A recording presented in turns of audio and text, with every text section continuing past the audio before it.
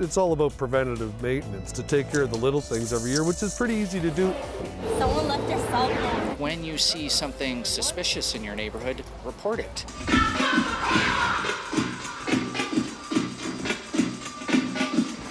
Puppy monkey baby, puppy monkey baby. Love it. It's better than Christmas to me.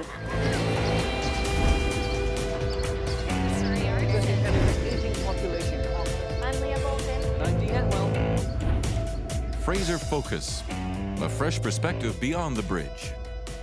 Hey guys, welcome to Fraser Focus, local faces and local places. I'm Leah Bolton. And I'm Dean Atwell. I cannot wait for the show to get started today. I'm going to tease that we have a segment about social media and dance moves. So true. And also Halloween is on the way, so we talk a bit about that. To start off the show, we give you some tips on winterizing your home. Now, a little bit later, we'll be talking about crime prevention in our communities and featuring a segment on man's best friend, some local guide dogs. Can I see those dance moves again, Dean?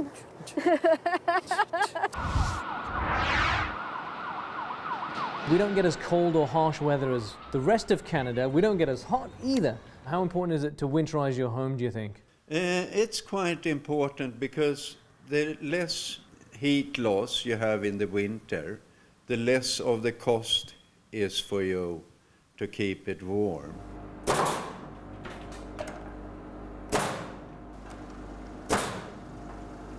When we talk about preparing windows for winter, things that you want to make sure is you want to make sure that if you have sliding windows that they close properly. Also check for leakage areas around the outside frame of the windows as well. And if there's some leakage, you can use either some caulking or you can use some low expansion foam around the windows to help reduce that leakage area. And the energy savings is that now you're not paying to heat and cool that air that's going uncontrollably in and out of your home because we've reduced how much air is actually flowing in and out. Now, one of the things, this wall is a triple glazed window, so what that means is there's 3 pieces of glass in this window. Inside, in between the panes of glass, there's a gas fill. These particular windows are filled with argon, and the reason for that fill is it makes the window more energy efficient. Can anyone get these kind of windows in their house? Anybody can put triple glazed windows, and actually the cost on a home like this to upgrade to triple glazed windows is probably only about an additional $1,500. It's all about preventative maintenance. Right. Really, to avoid the big bill is to take care of the little things every year, which is pretty easy to do if you do it every year. So just a checklist, go through it. Number 1's going to be gutters. How many times are you expected to get out there? I would say, you know, once a year it depends how many trees you have close to your home. If you have a lot of trees around your house, once a year for sure. If you have a lot of trees on one side of your home, then I would definitely at least check that side every year. As a homeowner, one of the more important things to know is your water shut off and your gas shut off if you have gas, which most places in the Lower Mainland do. Really want to know where those are. I'm amazed how many times I'll go to a person's house to do work and they don't know how to turn off the water to their house. It's recommended to get a servicing done on the furnace to make sure it's kept safe. Basically, you want to make sure you have it serviced annually is a really good idea. Have someone come out, check the furnace over, make sure it's doing... Can people check things on their own though? For most homeowners, their basics they're going to deal with is probably just going to be the filter. This one's a new one, so how do I know if it's no good anymore? Well, with this one, typically these filters will last up to a year because they have such a wide surface area to them. But typically, if you hold a filter up to a light, you'll be able to see that the light's clearly shining through it. With this filter, once there's no more light about halfway through, it's time to replace it.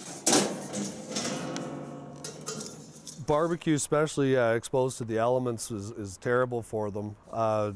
So you want to have that stuff all covered up. Although wintertime is a fun time to barbecue, but you should have a barbecue cover. Any potted plants that you have on your decks, if they freeze, the earth will expand inside them and crack the pots. So you want to make sure that you have all those either emptied or taken in where it's not going to freeze.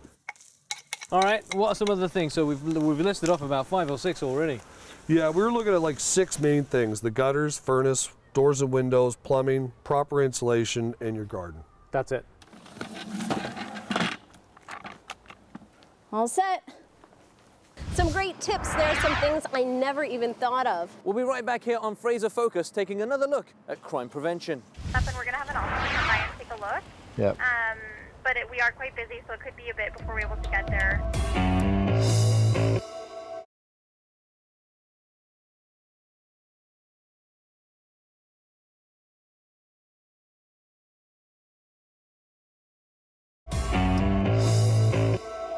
Welcome back to Fraser Focus, local places and faces from here in the Fraser region. Recently we stopped by the Beauce corn maze and unfortunately there was a robbery that had taken place. That leads us into our next segment, taking a look at local community crime prevention initiatives. Good afternoon, RCMP reports. How can I help you? Hi, it's Mike Beauce here. I'm calling from our corn maze at 64th and 156. Okay. Our concession was broken into again last night. And you know how they got in? They broke one lock off the front window but couldn't get through, so they broke a 1-inch bolt off the back with a lock on it on our security door. Part of the problem with having valuable items on a rural property is you're likely not going to have your suspicious activities detected. There is actually a lot of preventative measures that can be taken. So first of all, you have to really consider what I call public or natural surveillance. Okay, we're gonna go out in the public right now and we're gonna split up into 2 different teams. The Surrey Crime Prevention Society is one of our external partners, and we use them on such programs like combating auto theft or traffic initiatives like monitoring speed. We just volunteer within the community. We're all over Surrey. We have different districts. My district will be down D1, and we just patrol ourselves in downtown Surrey, in the Wally area. And also we do a transit program as well. We were working with the RCMP doing a Think of Me project. So we're going into elementary schools and checking everyone's speed and if anyone's on their cell phone. Hello, how's it going? Hi. When you see something suspicious in your neighborhood, report it. Even though it may seem fairly innocuous at the time, or maybe you feel, well, it doesn't really look that serious, maybe the police aren't interested, that actually works against us because we rely on the people in our community and the businesses to be the eyes and ears for the police. Toss this in the recycling and we'll see what's happening over there. All right. You still get the odd person up here, like they come up and party here, drinking beer and smoking a joint every now and then, but other than that, there's nothing serious going on here. Technically, we're not allowed to talk to people that are using substances or getting intoxicated in public. Okay. Anything suspicious, we're not allowed to approach them. It's more so for our safety. Oh my God, someone left their cell phone. And there's a hat too. And then what are you gonna do? Are you gonna give them a ticket for that? We're gonna leave a notice on their vehicle. Okay. So for next time they can remove that from their car when they leave. It seems to be on the rise, the property crime, the B&Es, stealing from people's cars. That seems to happen much more frequently than the violent crime. But you always hear about the shootings and everything in Surrey. My co-tenant heard a gunshot at night, right? And he told me the next day, saying, last night it was gunshot here in this neighborhood. A friend of mine had his car broken right in front of my house at night. Then we called the cops and they're like, we can't do anything right now. And they stole his wallet. They say sometimes they report that the crime has gone down, but actually it's just that they won't do like, let's say you have your place broken into, they won't even come and look at that. So I don't think that gets written down. So. I mean, Surrey is definitely getting better. It's becoming a better city. So I hope with our volunteer effort, we can make the city to grow even better. We're going to have an officer come by and take a look. Yep. But we are quite busy, so it could be a bit before we're able to get there. Yeah, this is like 9 years in a row and more than once a year. Yeah. So you guys gonna continue to do this? Yes, definitely. Awesome. Surrey Crime Prevention Society is part of the solution, and we will be right back here on Fraser Focus in a moment. They went without me. You want to take me to the nightclub now?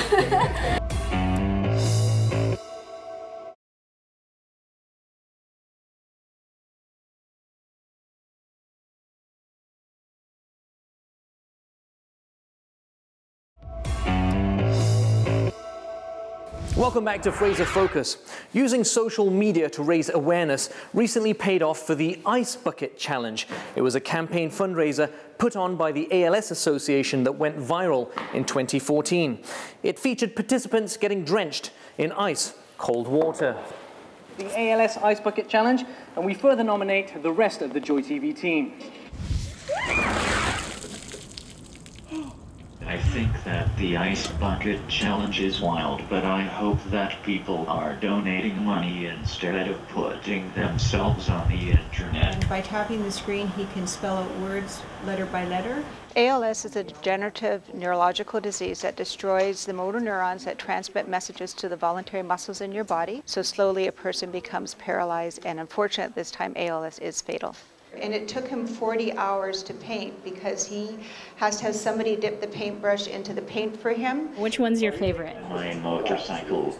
We're very excited about the support that we can give to people living with ALS, but most importantly to ALS research.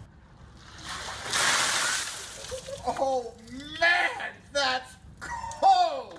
The Ice Bucket Challenge was amazing. It was an unbelievable gift. It ended up raising $17.2 million across the country.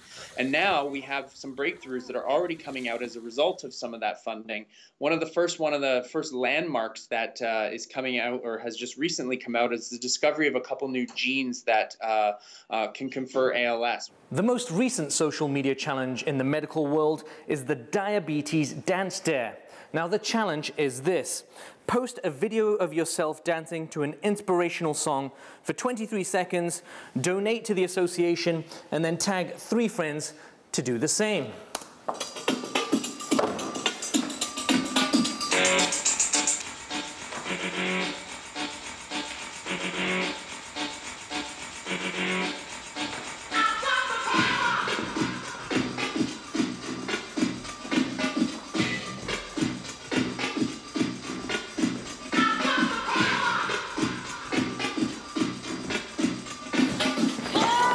I nominate Leah Bolton from Joy TV, JP from Down Under, and Kieran Coughlin from across the pond in the UK. Of course I accept your Diabetes Dance Dare.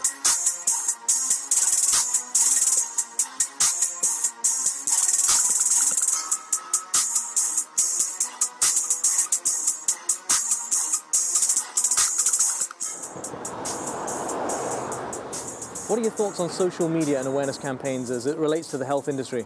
I think that they're great. I think that it's always great to raise awareness and raise education and generate funds for research. Hey guys, I've been nominated by Dean Atwell from Joy TV for the Diabetes Dance Dare to raise some awareness for diabetes. Don't forget to donate. We've got 23 seconds here. Here we go.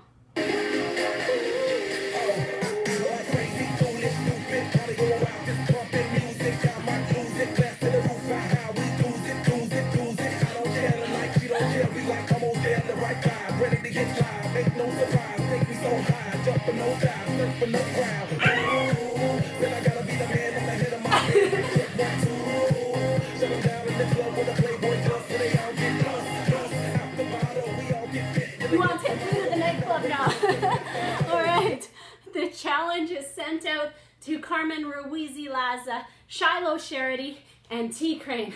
You guys are up next. Talk to me about how Canadian Diabetes Association also utilizes social media. Yes, we have Facebook pages across the country, and we have a CAN risk test, so you can take that from the social media. It's Carmen from Joy TV and Leah Bolton. I heard your dare, and you're on for the Diabetes Dance Dare. Wale!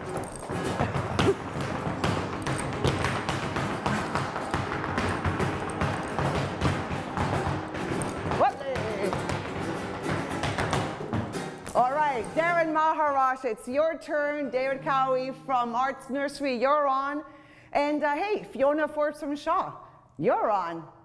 The power of social media. The ALS Ice Bucket Challenge brought in a whopping $115 million for the association. That's an increase from the $23 million that was raised last year. The Diabetes Association hopes to do the same. You're watching Fraser Focus. More when we return. You go into the program understanding it's not your dog and that the dog will be gone after 18 months.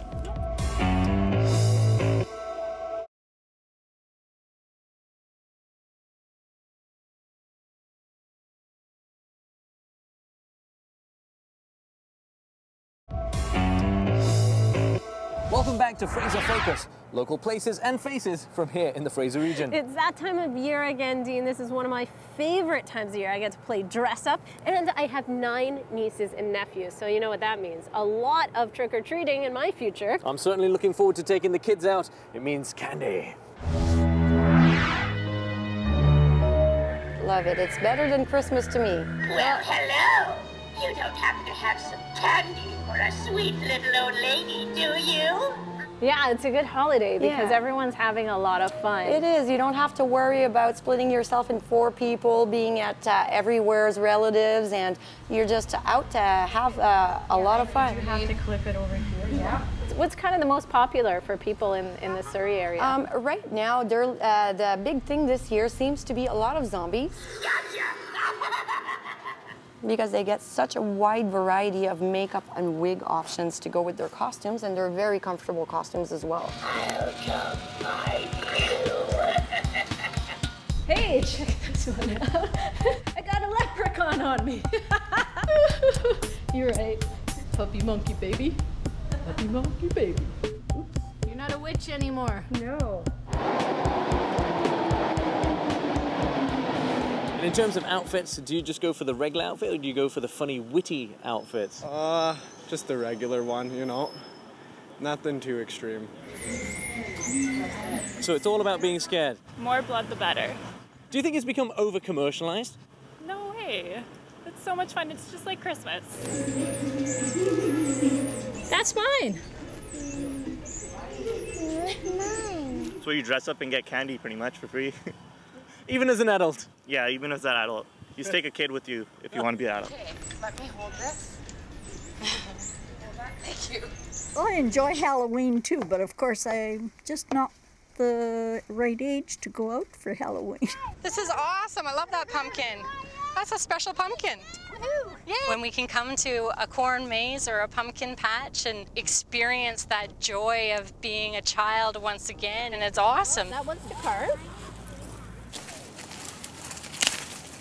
So this is our corn maze, and we have some night openings. And every year we see an increase in adults coming to enjoy the night experience and maybe get spooked in the corn maze by the people that are hiding in the corn maze. Is she dressing up for Halloween this year? Yes. What's she going to be? Supergirl. And yourself? What are you going to be this year? Not being anything.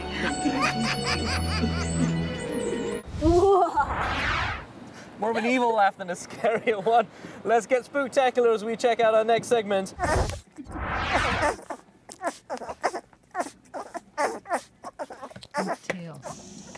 So we will provide service to blind and visually impaired people in BC and Alberta, and also families who have autism for children aged 3 to 10 with moderate to profound autism.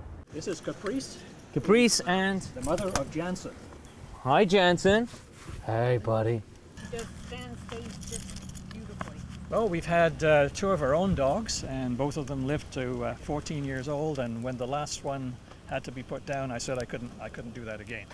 So we decided we would get involved with BC Guide Dogs, and we'd be able to have a dog for a year and a half, and then the dog goes. You go into the program understanding it's not your dog, and that the dog will be gone after 12 or 14 to 18 months. Good boy. Stay. So then when they're in a down stay like this, you walk over them so that they're not afraid of people walking over them, going past them. Lost my dog. Gone. Johnson!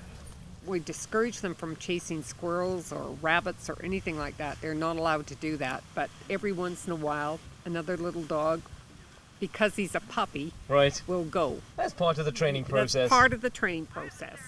What will happen now is Bob will put him back in the same position, Right. tell him to stay, and we'll do the same thing over again, and he better not move. No. Leave it. Girl.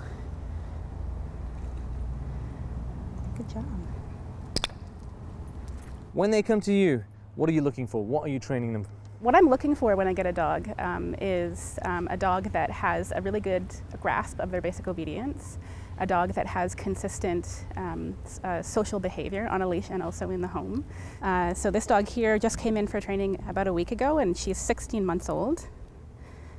These dogs will spend anywhere from 3 to 6 months in advanced training with someone like myself before they're matched with their new owners. Good girl. Hi, and this is Ash. Hi, Ash. All excited. He loves to greet people at the front door. So How old is Ash? he's just over 3 years old. Oh, you want to take me inside, Ash? Yeah, you do. Inside. There we go. You know what? It really has expanded my life. You know, when I was not getting out, my borders were my house, my home, and my yard, and my very immediate neighborhood. But once I got training and went out with the guide dog, Piggy, where's the pig? Where's the pig? Come on, come bring it back. Where's the pig? Where is it? Come on. And what happens when the dog retires? So when the dog retires, let's say Button graduates eventually, she's going to work for 8 years, and then Buttons will retire, and in the ideal world she's going to stay with the family that she was working with, for the individual that she's working with, if not immediate family member or friend, or we will find a suitable home for her where there's people home during the day. She won't ever go into a home where she's left alone, because she's always been with people, and dogs suffer terribly from separation anxiety. Up to the steps. What a good boy. Oh, you are so good. It's amazing what these dogs can do. They just need the right training, Dean. And on that note, it brings us to the end of another edition of Fraser Focus, local places and faces from here in the Fraser region. If you guys have a story to tell, don't forget to contact us. You can give us a call, an email, or there's always social media, JoytvBC. I'm Leah Bolton. And I'm Dean Atwell. We'll see you next time.